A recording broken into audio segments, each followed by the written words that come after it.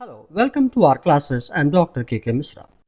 This is multiple choice questions MCQ on International Human Resource Management Part 2, one of the papers in MBA final year for those students who have opted human resource as their one of the streams.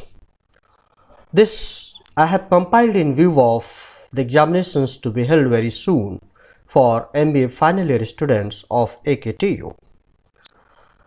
Kindly do subscribe this channel and press the bell button if you find it suitable and forward it to many for their benefit. Now directly come to the questions of part 2. Question number 1.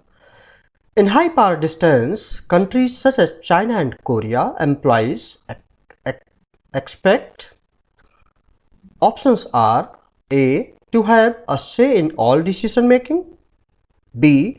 The managers to make the decisions and tell them what to do. C. To be asked their opinion about changes to work processes. D. Managers to delegate a great deal of the decision making responsibility to their subordinates. Correct option is B. The managers to make the decisions and tell them what to do. Now, question number 2.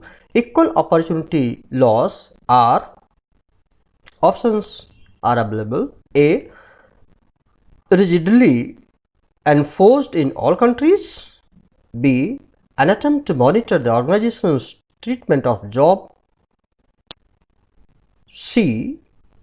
The idea that everyone should be treated fairly when they are considered for various employment decisions, including hiring, promotion, termination, compensation, etc. D. Both A and B.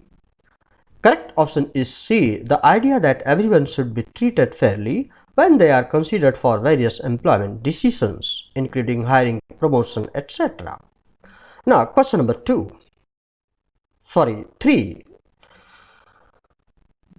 HR issues that will require adaptation to fit different cultures include all of the following, except options are A.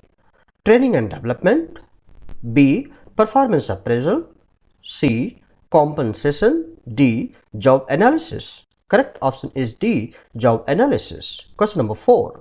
In Thai forms, performance evaluation is based on, options are A. The employee's attitude towards the company rather than on the actual job performance, B. Job performance and political attitudes, C. The quality of personal relations, political attitudes and output, D. Standard of job performance. Correct option is A. The employee's attitude towards the company rather than on actual job performance. Now, question number 5. Which of the following was not suggested by Stone as a suitable criteria for the evaluation of expatriate performance? Options are A. Technical skills, B. Language proficiency, C. Work performed, D. Personality variables. Correct option is B. Language proficiency. Now move to next slide. Question number 6.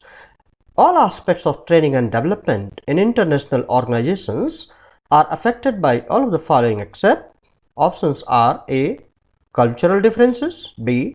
Diversity of the workforce, C. Financial costs, D. Language differences. Correct option is C. Financial costs. Viewers, let me tell you that by and large the correct options are highlighted. In case of any discrepancy, you will find the correct version in my narration. Now, question number 7.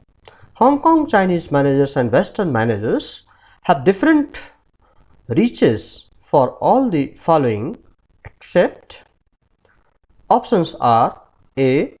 Giving and securing feedback, B. Identifying training and development needs, C. Handling conflict, D. Learning. Correct option is B. Identifying training and development. Now, question number 8. Japanese firms stress importance of what type of training? Options are A. Leadership, B. Communication, C. Interpersonal skills, D. Technical knowledge. Correct option is D. technical knowledge. Now move to next slide. Question number 9. When an organization enters the international training and development area, the HR manager needs to, options are A. Be sensitive to local customs and expectations. B. Identify costs of developing cross-border programs. C. Develop programs that focus on enhancing technical skills and knowledge. D. Ensure that training and development programs are clearly linked to compensation management. Options. Correct option from among the options available is A. Be sensitive to local customs and expectations. After all, they are human beings. Question number 10. Cultures that value hierarchy and status differentials will have compensation strategies that, options are A. Have an emphasis on individual achievements. B. Promote and reinforce differentials. C. Minimize status differentials. D. Are based on group performance and individual seniority. Correct option is B. Promote and reinforce differentials. Now move to next slide. Question number 11. Compensation strategies that reward individual performance and the acquisition of individual skills and know-how are common in, options are A. Individualistic cultures. B. Egalitarian cultures. C. Collectivist cultures. D. Risk-averse cultures.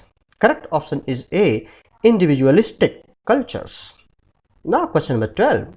Bureaucratic reward systems that emphasize fixed pay are preferred in, options are A. Individualistic cultures. B. Group-oriented cultures. C. Risk-averse cultures. D. Egalitarian cultures. Correct option is C. Risk-averse cultures. Question number 13. Pay increases linked to inflation are given to all employees regardless of their performance in which country? Options are A. Australia. B. Thailand. C. Japan. D. The United States. Correct option is B. Thailand. Now question number 14. Unions that include workers who have a common skills are, options are A. Craft unions. B. Industry unions. C. Craft guilds. D. Trades unions. Correct option is A. Craft unions. Now question number 15. Industrial relations in Japan and Singapore is characterized by, options are A. A them and us attitude. B. Militant unions. C. Cooperation and employee identification with the company and its objectives. D. A feeling of exploitation and insecurity. Correct option is C. Cooperation and employee identification with the company and its objectives. Question number 16. When building employees working near a Chinese restaurant were paid an allowance because the cooking aromas made them hungry, it was called, options are A. Hardship allowance. B. Stress pay. C. Danger pay. D. Dim sum allowance. So correct option is D. Dim sum allowance. Now move to next slide. Question number 17.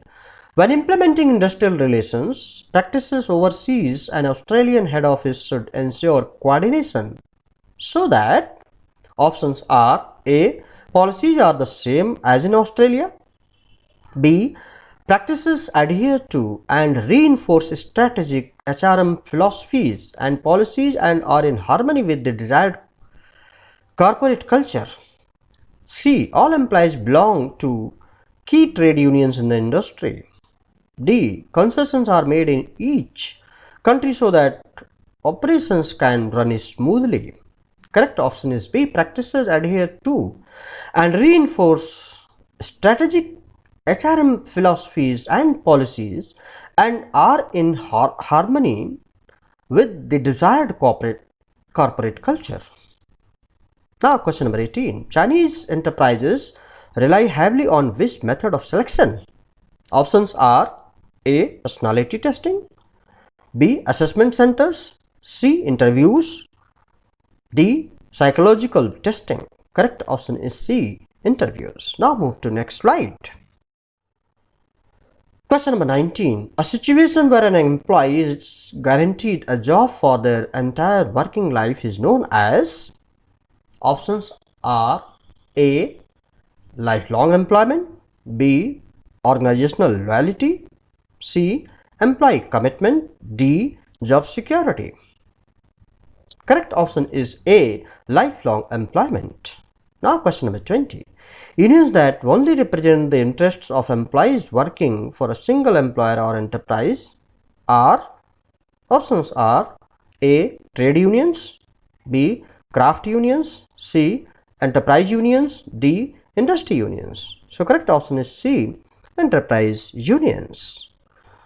So this is all about in this video tutorial. More quality questions will be given in upcoming video tutorials on IHRM. Please do not forget to subscribe and press the bell button, and please communicate it to others also. Thank you. Please like, share and subscribe. Thank you very much. Have a nice time. Best of luck.